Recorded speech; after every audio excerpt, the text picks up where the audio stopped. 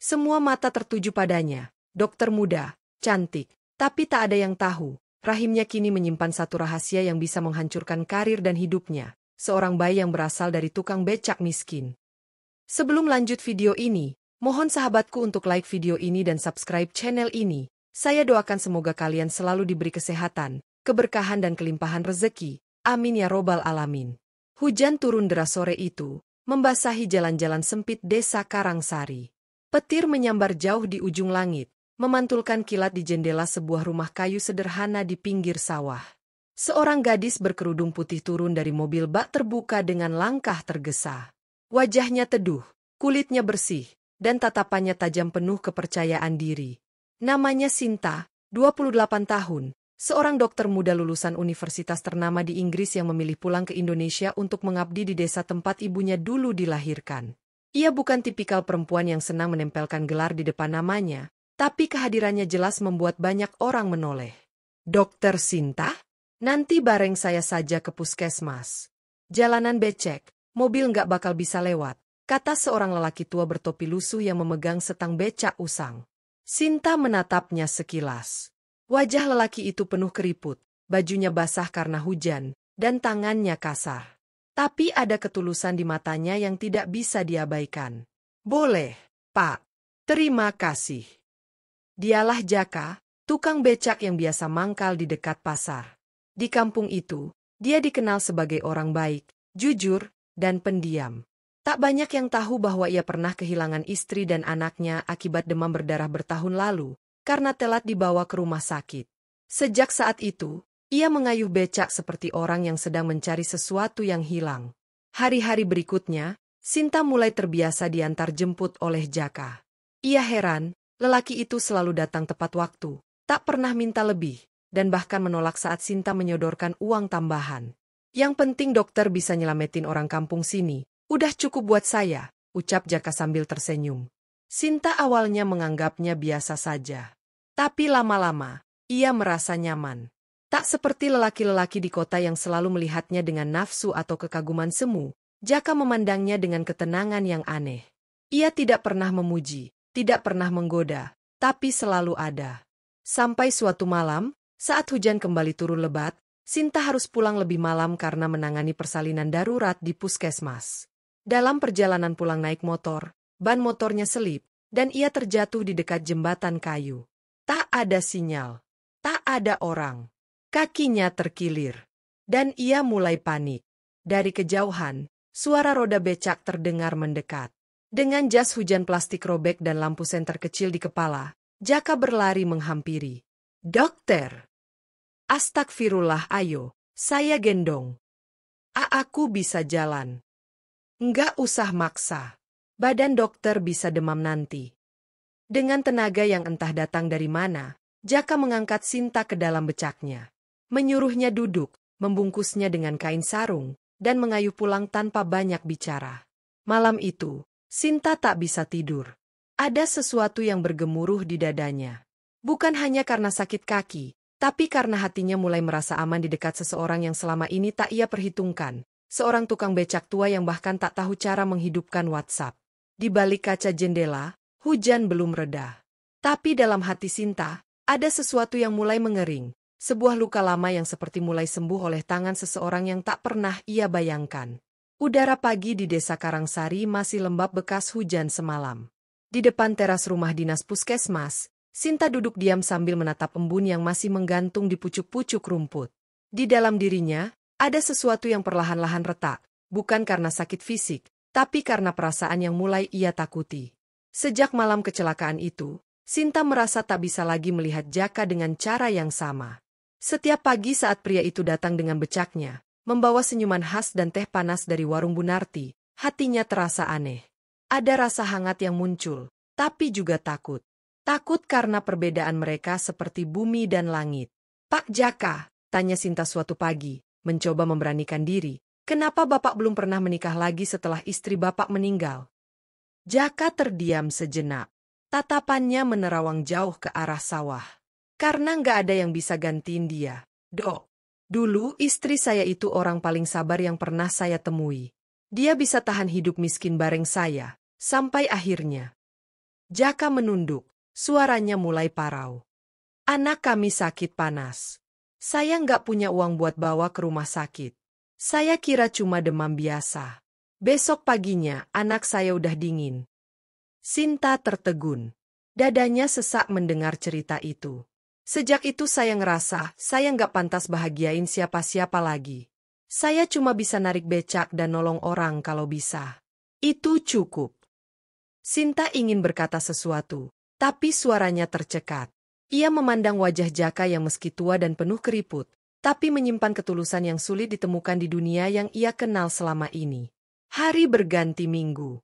Sinta dan Jaka makin sering berbincang. Di bawah pohon, di teras puskesmas, kadang sambil makan nasi bungkus bersama. Tanpa sadar, mereka saling mengisi luka satu sama lain. Suatu sore, saat langit mulai mendung, Sinta mengajak Jaka ke rumah dinasnya. Ia membawa kotak tua berisi buku dan surat-surat. Bapak boleh tahu kenapa saya pulang ke Indonesia dan memilih desa ini? Jaka hanya mengangguk pelan. Sinta membuka sebuah surat. Di situ ada coretan tangan kasar berbahasa Inggris, disertai stempel universitas luar negeri. Saya dulu korban. Dosen saya, yang juga pembimbing skripsi, memperkosa saya. Tapi karena dia orang berpengaruh, saya diminta diam. Kalau saya bicara, beasiswa saya dicabut, dan nama baik universitas tercoreng. Jaka menatapnya, matanya berkaca-kaca.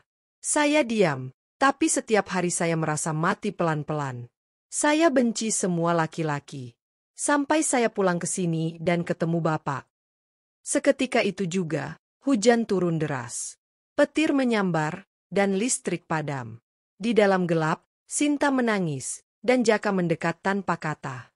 Ia menyodorkan sapu tangan dekil miliknya, tangan yang gemetar karena merasa tak pantas. Tapi yang terjadi malam itu bukan skenario biasa. Dalam pelukan luka dan rasa kehilangan, dua jiwa yang sama-sama remuk saling mendekap. Dalam air mata, mereka tak lagi melihat usia, status, atau dunia luar. Yang tersisa hanyalah dua manusia yang hancur dan mencoba sembuh dalam cara yang salah namun begitu manusiawi. Malam itu, langit Karangsari menjadi saksi bisu sebuah kejatuhan atau mungkin sebuah awal dari cinta yang tak biasa. Sinta duduk terpaku di kamar mandi rumah dinas. Tangan kirinya gemetar memegang test pack berwarna putih. Dua garis merah terang terpampang jelas di depannya, seperti dua garis nasib yang membelah hidupnya menjadi sebelum dan sesudah. Ia hamil. Mulutnya membisu, tapi batinnya menjerit. Ia menatap wajahnya sendiri di cermin, mata sembab, kulit pucat, dan hati compang-camping. Semua kenangan malam itu kembali melintas. Hujan deras, listrik padam, dan tubuhnya yang terisak dalam pelukan seseorang yang tak pernah ia bayangkan akan menyentuhnya, seorang tukang becak bernama Jaka. Dengan langkah goyah, Sinta keluar dari kamar mandi. Hujan pagi masih rintik-rintik di luar. Langit mendung, sama seperti pikirannya. Di depan rumah, Jaka tengah menyapu halaman kecil sambil bersenandung lirih. Ketika melihat Sinta berdiri mematung, ia segera berhenti. "Dokter, kenapa? Sakit?" Sinta menggigit bibir. Ia menggenggam tespek itu kuat-kuat, lalu menyerahkannya ke tangan Jaka tanpa kata. Jaka menatap dua garis itu lama. Ia tidak paham betul apa maksudnya. Sebuah benda kecil bisa begitu menggetarkan dunia. Tapi saat Sinta menunduk dan air mata mulai jatuh dari pipinya, ia mengerti. "Maaf, Pak Jaka, saya hamil." Suaranya lirih, seperti mengakui sebuah dosa besar. Jaka tidak menjawab. Ia duduk di anak tangga, wajahnya kehilangan warna. Lalu, perlahan, ia angkat kepala dan menatap Sinta dengan mata merah. "Itu, anak saya?" tanyanya lirih. Sinta mengangguk pelan. Beberapa menit berlalu dalam diam. Lalu dengan suara parau, Jaka berkata, "Saya tanggung jawab, Dok. Kalau dokter mau, saya nikahi dokter. Sekarang juga." Sinta menangis semakin kencang. "Bapak nggak ngerti, saya bukan cuma hamil. Saya akan jadi bahan hinaan. Keluarga saya bisa mencampakkan saya. Teman sejawat saya akan mentertawakan saya. Mereka akan bilang saya hina, murahan, menjatuhkan diri ke pelukan tukang becak." Jaka menunduk. Ia sadar.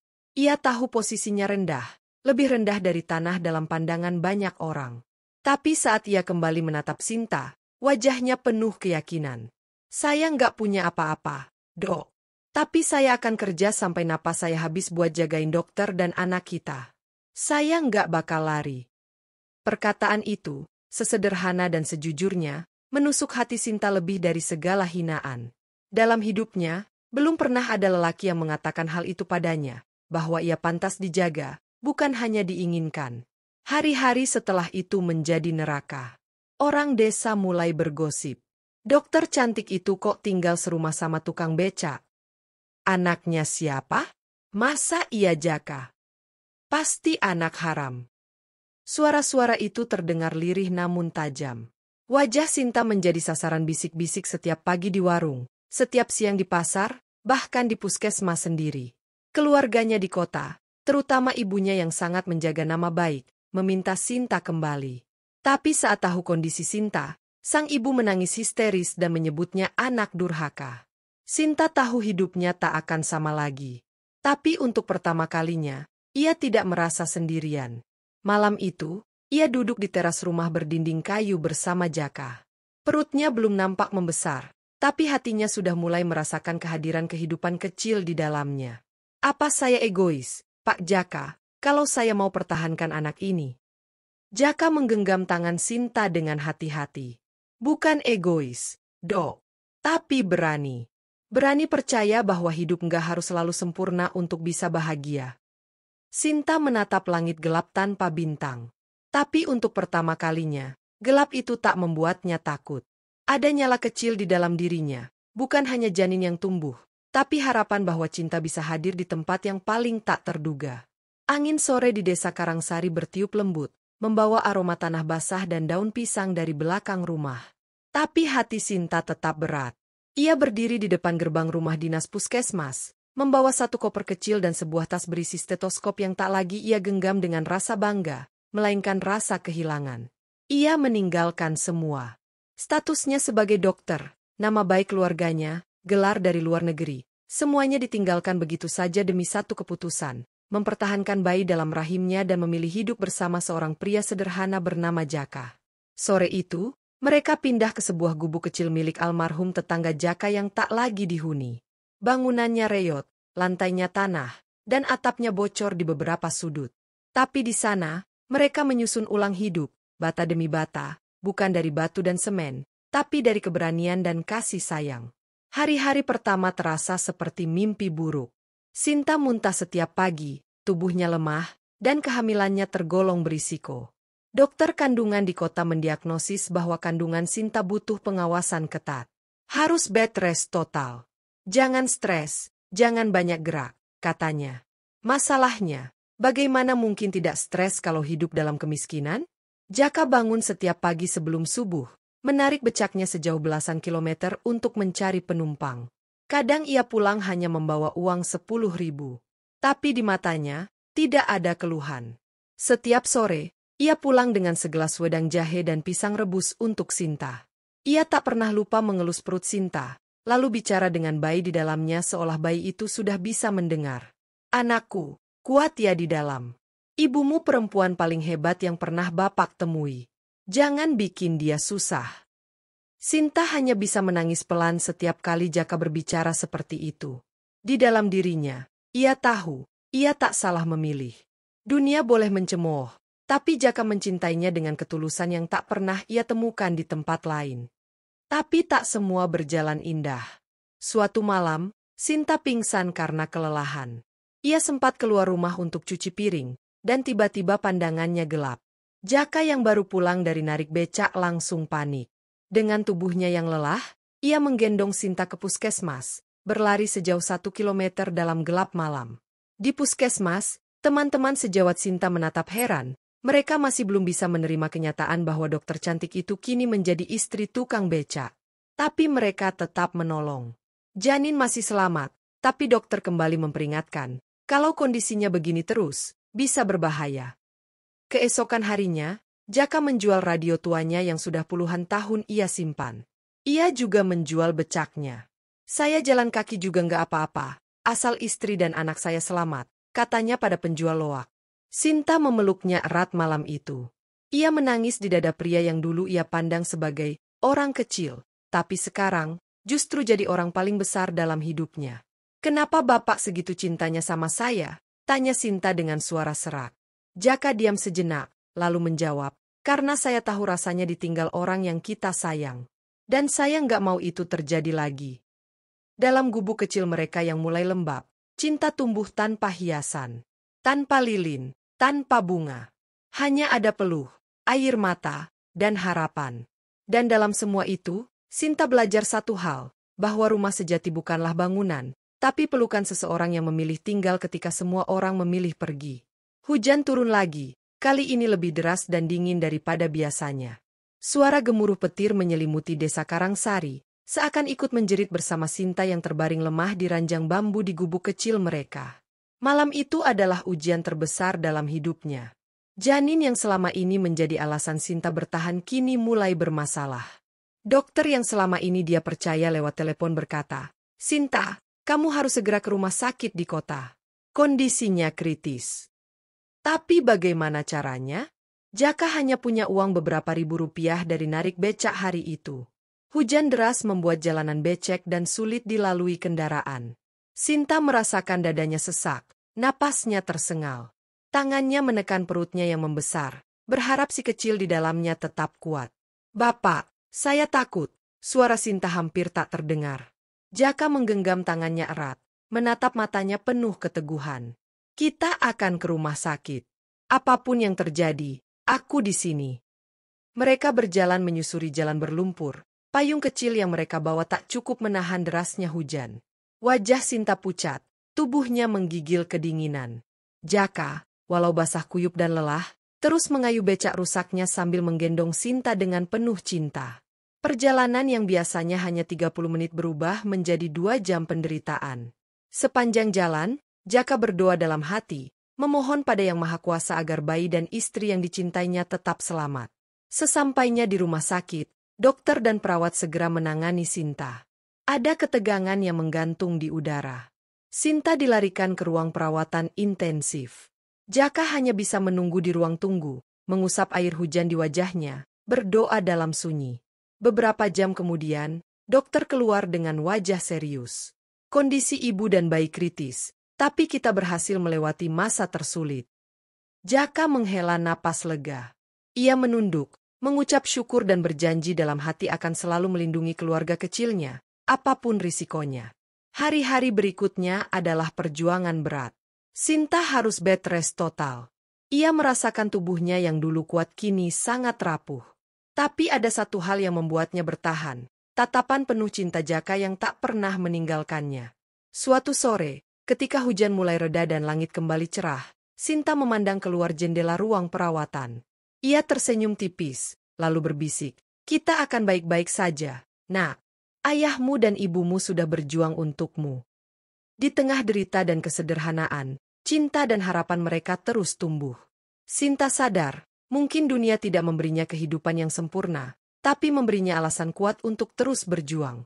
Beberapa minggu setelah masa kritis berlalu, Sinta mulai pulih perlahan.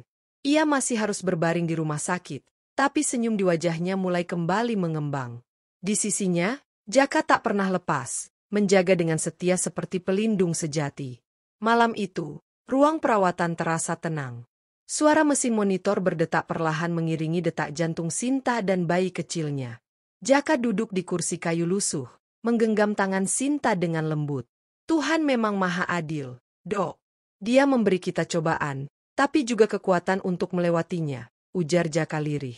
Sinta menatapnya, matanya penuh air mata. "Aku takut, Pak Jaka. Takut kalau aku nggak kuat." Jaka menggenggam erat tangannya. "Kamu kuat. Lebih kuat dari yang kamu kira." Hari kelahiran si kecil tiba di tengah malam yang dingin dan sunyi.